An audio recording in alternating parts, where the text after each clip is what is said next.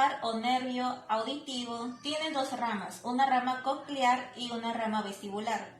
La rama vestibular es la rama que se ocupa del equilibrio y su semiología empieza con la anamnesis, donde se trata de detectar el síntoma característico de los trastornos vestibulares, que es el vértigo. Luego sigue con la inspección mirando los ojos del paciente, tratando de ver la presencia de nistagmus, y por último se explora si existe alguna alteración vestibular con la prueba de los índices. Se le indica al paciente que con sus índices toque los índices del observador, baja tus índices y vuelva a tocarlos, las baje y vuelva a tocarlos. Que lo haga permanentemente y de manera continua. A continuación se le dice que lo siga haciendo, pero con los ojos cerrados. Si el paciente tiene alguna alteración vestibular, el perder la visión se le permite controlar el movimiento de los dedos. Esto se va a desviar hacia la izquierda o hacia la derecha, de acuerdo a la alteración vestibular de qué lado se trata.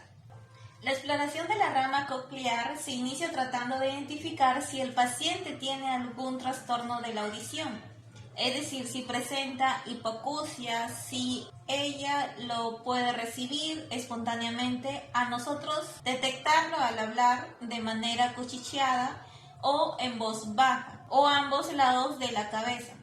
En caso de que identifiquemos una hipoacusia, nosotros en primer término realizamos una otoscopia para tratar de identificar si está presente una de las causas más frecuentes de hipoacusia, que es el tapón de cera. Descartando esto, se realizan las pruebas con los diapasones, que permiten identificar si se trata de una hipoacusia de conducción o una hipoacusia de percepción. El test de Weber consiste en hacer vibrar el diapasón sobre el vértex y que el paciente identifique de qué lado percibe mejor la vibración.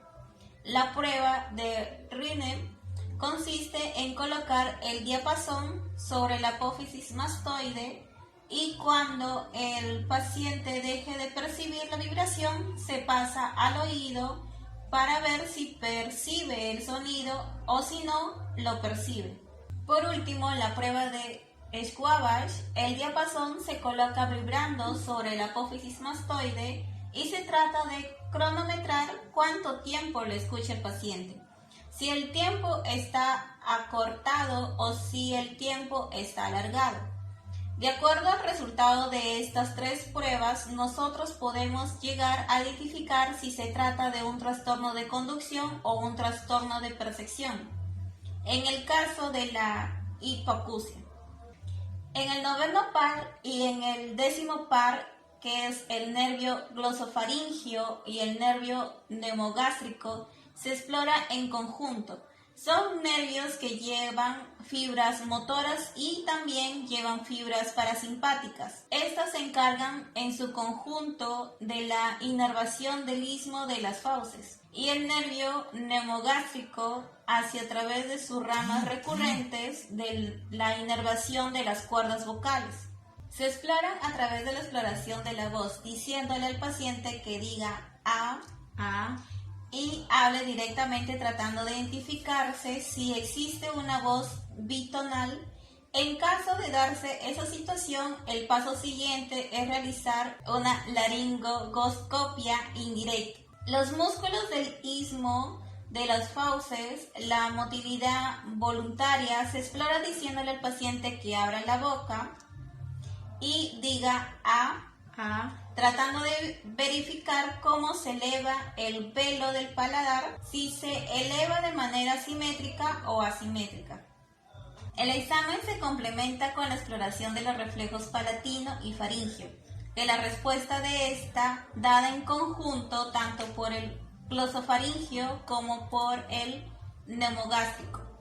El reflejo faringio consiste en que el paciente abra la boca y con baja lengua se estimula la parte posterior de la faringe Y la respuesta es lo que el paciente presenta un reflejo nauseoso.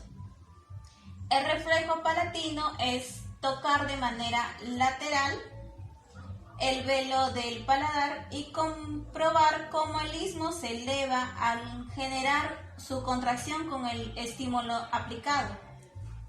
En el 11º par craneano es el nervio espinal.